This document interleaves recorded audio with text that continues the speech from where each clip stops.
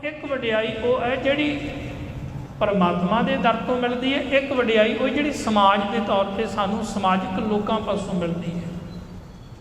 हुण कई बारी समाजिक काम करदे होया बंदा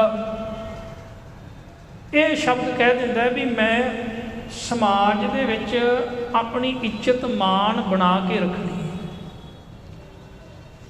हुण वो काम भावें गुरु दे उल्ट क्यों ना होवे, वो रब दे उल्ट क्यों ना होवे, अगर वो काम समाज दे विच कीतियां मनुख दा मान वधदा है तो फिर वो कीता होया काम जिहड़ा है परमात्मा के दर ते कबूल नहीं हुंदा। जिवें कि आपां समझीए मनुख जदों संसार के अंदर कई ऐसे प्रोग्राम उलीकदा है, जिवें विआह दे प्रोग्राम उलीक लैंदा।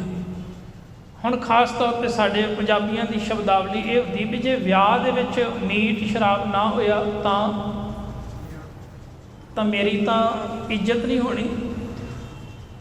लोग कहणगे ये भी कोई विआह कीता है, अच्छा किन्ना दाज दिता है, किन्नी महंगी गड्डी दी है, पड़ोसी ने 10 लाख दी थी, मैं 20 की देनी है, उन्होंने 500 बंदे बुलाए सी विआह ते, असीं 1000 बुलाने ने, उन्होंने को 250 वाली थाली सी, असीं 500 वाली रखनी, जे उन्हें 500 वाली 1100 वाली रखनी है, उन्होंने कपड़े 1000 वाले, असीं 2-2000 वाले।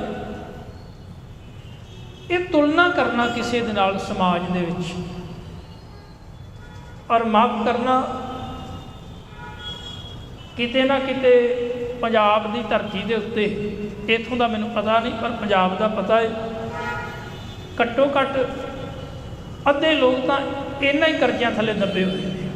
10-10 20-20 किले वेच के उन्होंने विआह कीते ने ते आन शानो शौकत वाले विआह कीते ने, फिर बाद दे विच कर्जे लैंदे नहीं तो फिर उन्होंने कोल कोई ऑप्शन नहीं होंदा, फिर वो रस्सियां लटक जाते हैं या कई सारी जिंदगी उस कर्जे को उतारते रह जाते हैं। तो ये समाज दे विच अपनी नक रखने वास्ते मेरी इज्जत रहनी चाहिए, पर दूजे पासे वो वडियाई है जिहड़ी मालिक के दर तो मिलती है। हुण जिहड़ी समाज दे विच वडियाई मिलती है ना, गुरु पातशाह जी ने आख्या कि वो वडियाई जिहड़ी है हो सकता है 2 साल 4 साल 10 साल या तेरे जिउंदे जी तेनू मिले, सिर्फ इत्थों तक, उस तो बाद नहीं मिलने वाली। वो वडियाई तेरे जिउंदे जी तेनू मिल सकती, पर वो भी कुछ समय वास्ते तेनू खुशी दे सकती। वेखो जी मैं इन्ना पैसा लाया, मैं इन्ना महंगा कारज किया, मैं इन्नी महंगी गड्डी दी, हो सकता है कुछ समय वास्ते तेनू खुशी देवे, पर महाराज आखते ने वो खुशी सदीवी नहीं, किते ना किते तेनू अंदरों दुखी भी करेगी, किते ना किते अपने लिए तू दुख ते मुश्किलां खड़ियां कर दे। तो फिर इहो जिहियां वडियाइयां दा की करना। एक तो मालिक के दर ते नहीं प्रवान होण दिंदियां, दूजा वो समाज में तू कीतियां पर उन्होंने करन तो बाद तू दुखी होया। तो पातशाह जी का फैसला सुनो, फिर महाराज की आखते ने नानक दुनिया कियां वडियाइयां अग्गी सेती जाल। महाराज आखते ने भी उन्होंने अग विच साड़ दे। पातशाह जी क्यों? महाराज कह लगे इन्नी जल्ली नाम विसारिया एक न चलिया नाल। इन्हां सड़ जानिया ने मैनू परमात्मा का नाम ही भुला दिता, मैनू रब ही विसार दिता, एक भी वडियाई मेरे नाल जान लई तैयार नहीं।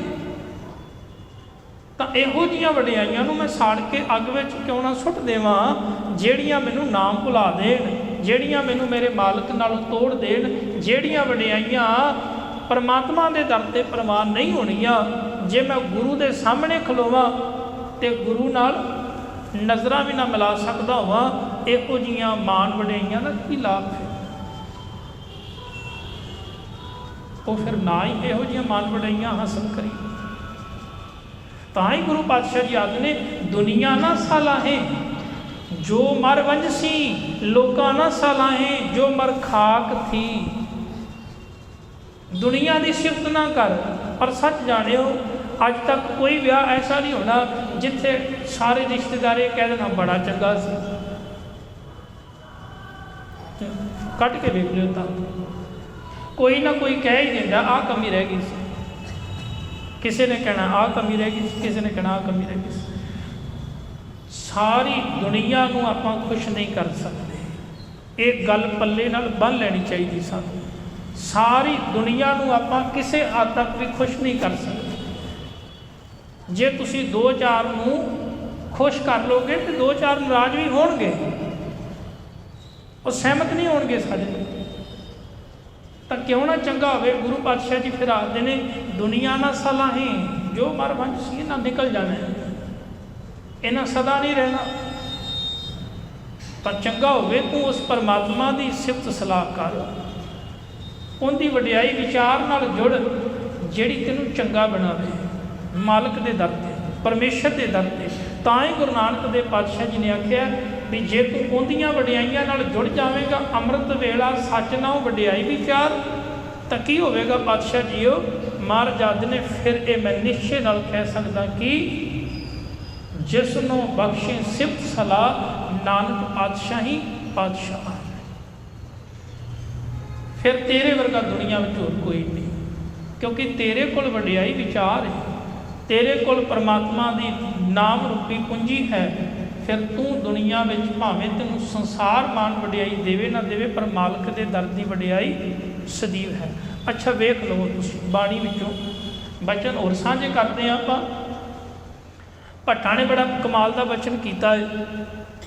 भट्ट साहबान आखते ने हे गुरु नानक देव पातशाह जी तुसीं प्रेमा भगती की, तुसीं नाम नूं जाणिया, तुसीं संसार विच आके नाम नूं जाणिया समझिया, फिर लोकां नूं नाम नाल जोड़िया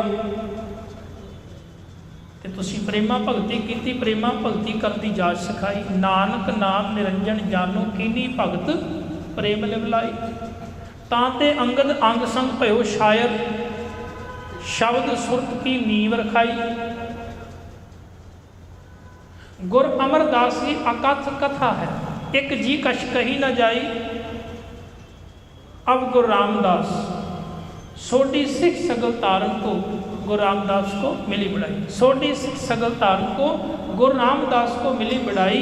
जिहड़ी गुरु रामदास पातशाह जी नूं वडियाई मिली है, तुसीं वेखो एक संसार दे विच आम राजे नूं जिहड़ा दुनिया विच राजा कहलाउंदा है उहनूं मिली जिहड़ी गुरु रामदास पातशाह जी नूं मिली। हुण जिहड़ा राजा दर राजा रहिंदा आया होवे भी उहदा अगे पुत्र फिर राजा फिर अगे पुत्र राजा, शायद उन्होंने भी वडियाई ना मिली होवे जिहड़ी गुरु रामदास पातशाह जी नूं मिली। क्यों? इहदा कारण की कारण ये है कि वह वडियाई जिहड़ी है परमात्मा दे दर तो मिली है।